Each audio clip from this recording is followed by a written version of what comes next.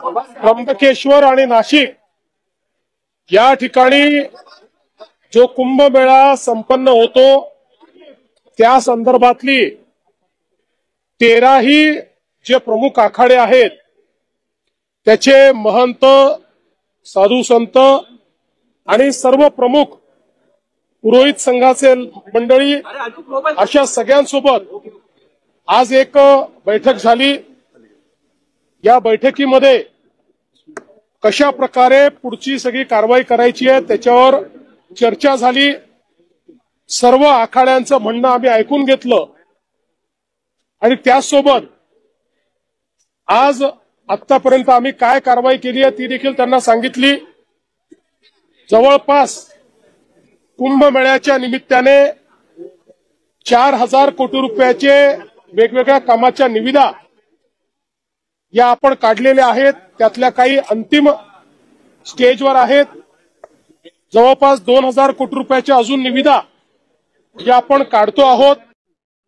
प्रामुख्यानं गोदावरी स्वच्छ राहिली पाहिजे या दृष्टीनं एसटीपीचं काम असेल, त्यामध्ये जाणारं पाणी स्वच्छ गेलं पाहिजे या दृष्टीनं सर्व प्रकारचं शुद्धीकरण असेल किंवा गोदावरी वाहती राहिली पाहिजे याकरताही आपले जलसंपदा मंत्री गिरीश भाऊंनी एक चांगली योजना तयार केलेली आहे, त्याला मान्यता द्यायचा विषय असेल।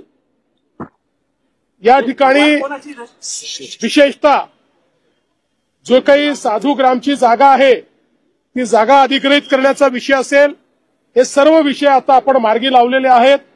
ते विविध टप्प्यांमध्ये या ठिकाणी आहेत आणि यासोबत आज जी काही साधू संतांनी मागणी केली त्याची नोंद आपण घेऊन आणि बऱ्याच गोष्टींवर त्यांचं एकमत हे आज आपण केलेलं आहे।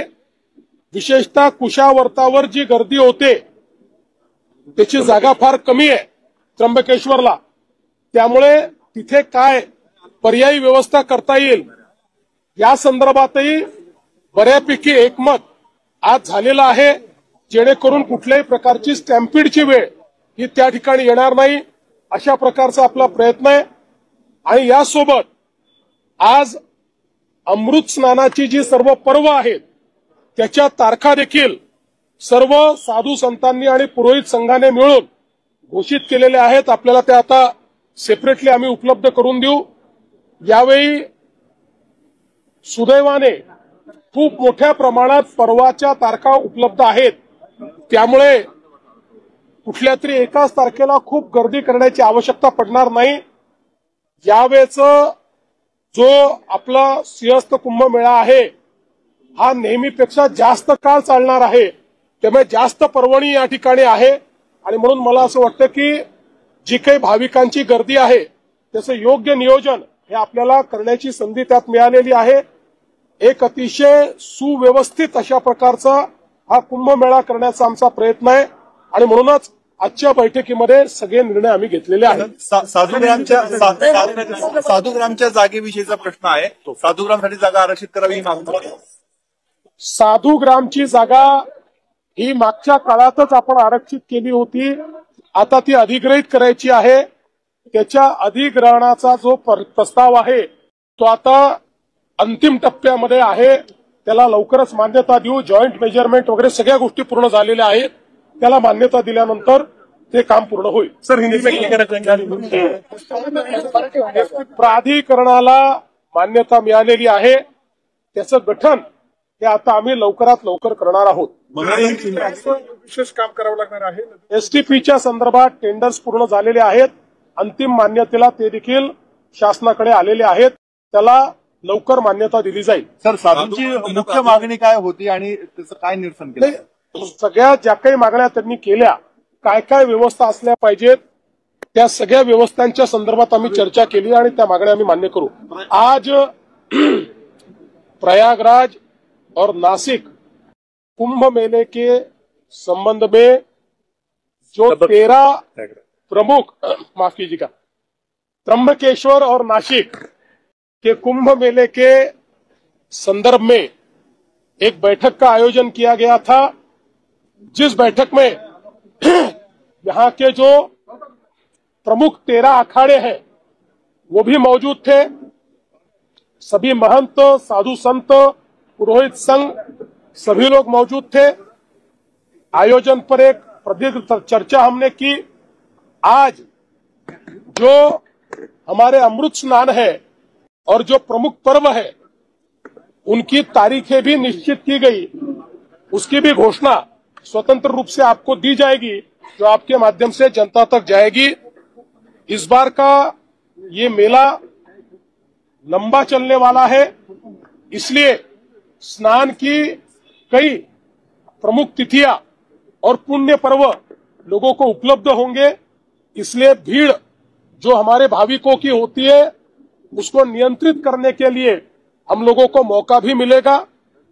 जो साधु संतों ने हमारे सामने बात कही कि हमारी गोदावरी मां ये निर्मल बहे, ये अविरल बहे, इस दृष्टि से भी योजना तैयार की है। एसटीपी के माध्यम से उसमें साफ पानी जाए, गंदा पानी न जाए, इसका भी नियोजन किया है। इसमें जो अतिरिक्त पानी लाना है उसका भी नियोजन हम लोगों ने किया है। अखाड़ों में भी बड़े पैमाने पर साधु संत जाते हैं, भाविक भी जाते हैं, वहां पर भी जो व्यवस्था करनी है उसकी भी चर्चा हुई है। इसके साथ साथ इंफ्रास्ट्रक्चर की दृष्टि से करीब 4-4.5 हजार करोड़ रुपए के जो हमने काम है उसकी शुरुआत करने के लिए टेंडर्स भी हम लोगों ने बुलाए हुए हैं और 2000 करोड़ के काम ये पाइपलाइन में है। कुल मिलाकर एक बहुत ही भव्य, बहुत ही दिव्य इस प्रकार का मेला यहाँ पर संपन्न हो, इस प्रकार का नियोजन किया गया है।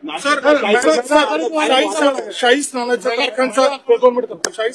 तारखा जाहीर करण्याचा मुहूर्त मिळाला, मात्र नाशिकचे पालकमंत्री जाहीर होण्याचा अद्याप मला असं वाटतं की पहिल्यांदा तर शाही स्नान बंद झालेलं आहे। आता फक्त अमृत स्नान होतं, आता शाही स्नान होत नाही आणि हे अमृत स्नान अत्यंत महत्वाचं आहे।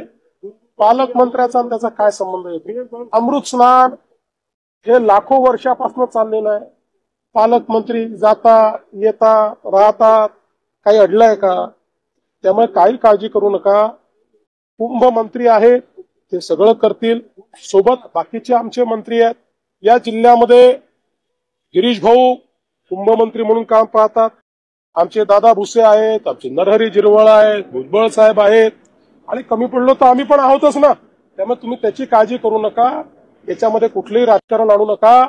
आपला हा धार्मिक आणि सांस्कृतिक अशा प्रकारचं हे पर्व आहे।